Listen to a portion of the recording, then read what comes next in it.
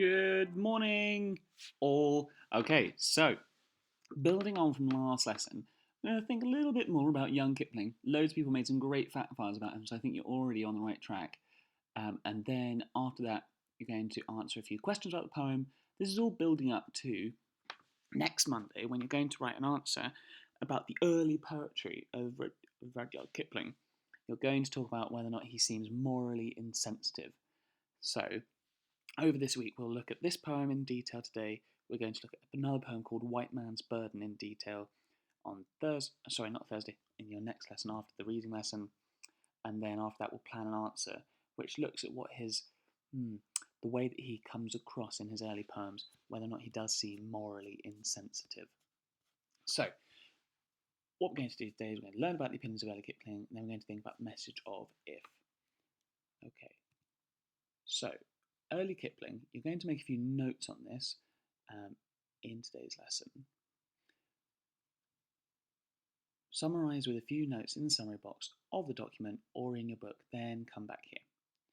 So, young Kipling, well, he grows up here in India. He grows up as a very small child in India before moving to Britain, England, where he goes to school. He goes to public school and nearly gets into Oxford, but he doesn't get into Oxford. Instead, they think that he's probably best off going and becoming a journalist back in India. So you'll have noticed that for him, it was very natural to live in a country that was ruled over by another country, the one that he is from, Britain.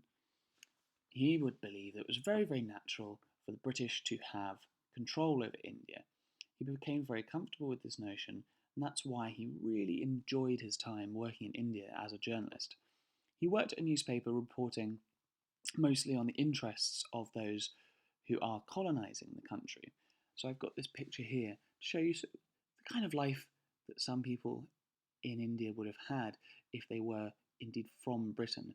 You can see, unfortunately, the indigenous native people, they're doing all of the work, whilst this very finely dressed Victorian family are sitting around in the nice shaded cover away from the daily heat, enjoying Christmas in India.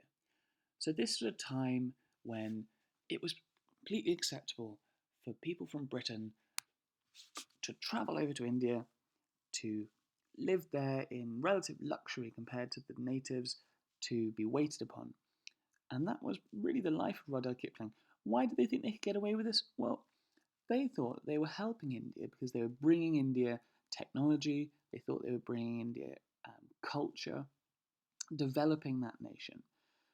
We'll come back to that idea in a bit, but this is a culture that he's very comfortable being in.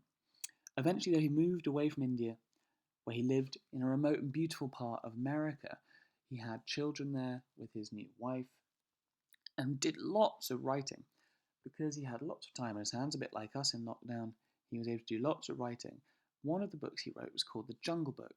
Of course, you can imagine how this is partly inspired by his time in India, a country very much unlike Britain, with its tropical rainforests. And so he writes this book called Jungle Book, all about animals, that becomes a huge success. The story of Mowgli, of course. Now you'll remember that from Disney. That was a really big success, even in his lifetime. So there he is, writing books in America. He's a really big admirer of other writers. He takes his craft very seriously. He goes and seeks out people like Mark Twain to discuss the art of writing. He thinks very hard about how to be the best person he can be, about self-improvement. Eventually, though, he moves back to Britain, where he became more well-known after writing poems which were, well, they were very supportive of imperialism. So you'll remember what I said about how he was comfortable living this lifestyle. Of course, many of us would look at that and go, feels like there's something a tiny bit off about someone who's definitely not traditionally from that country, having lots of wealth in that country and making the local people work for them. As history unfolds, that does become a progressively less popular idea, and eventually the British, after the Second World War, hand back India to the people of India. But at this time, he's able to write some poems which are really supportive of that idea. They celebrate the idea that the Western British people are bringing culture to this country, and it's their duty to do so. We will come back more to this idea next lesson, but just for context, this is the kind of man he is. He becomes very celebrated for this mindset, even though we, of course, much later would think that these poems are perhaps not the best thing to be writing. So he'd become famous by this stage, famous for being a good writer, but also for being a patriot with firm beliefs in the values that Britain exported around the world. His critics, though, say that he took a very narrow view of which of those qualities he celebrated.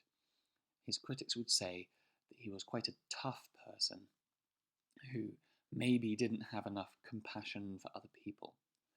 So, that's our fact file on Kipling.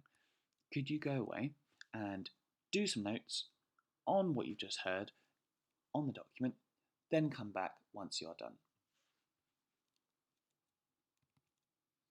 Okay, so you've done some notes, wonderful. Now you've got an idea of who is like early in his life. I'm just going to go through a few of the words from last time with some pictures to help point out what I mean. So, someone who is described as having great reserve, or perhaps being a bit reserved, which is the adjective, is someone who, as this woman here is, will be on the edge of things, someone who doesn't throw themselves into things. Instead, they maybe are a little bit shy, they may be a little bit withdrawn, but either way, they're not going to get carried away, perhaps as some of these people are. So reserve is the quality of being controlled. And if you have reserve, you would be described as reserved. Next word, humility. So this person here, they aren't going around showing off their trophy, they're storing it in the cabinet. They have humility, they are humble, is the other way of saying that's the adjective. So we look for people who are humble, who don't go bragging about their qualities, because if someone's bragging about their qualities, it can often seem quite pompous and self-important, not necessarily the best thing to have. Final word, stoicism. Well, this person here could easily be getting really wound up by their out-of-control children, their unhelpful partner, children just going wild. Instead, they're remaining calm. They're remaining stoic. They're not going to get frustrated. They're not going to get angry. They probably wouldn't, if this child had won some sort of trophy, they probably wouldn't lose their mind in celebration. They would also be quite reserved in that place as well, because the argument stoicism is these are people who try not to get carried away by life's emotions. So use these words in a sentence in the Google Doc to describe the man in this image who is a 19th century military officer. Then come back here. Okay, so now I've got some questions on the poem. Please, please, please ask me if you get stuck. There's some extension questions that will push your understanding so that you understand the poem even more deeply. I've chosen a few sections from the poem. It won't be about the whole poem that you're answering questions. So work your way through, write the answer underneath each question, and then submit that. And you're done. All right, have a lovely day, Year 7.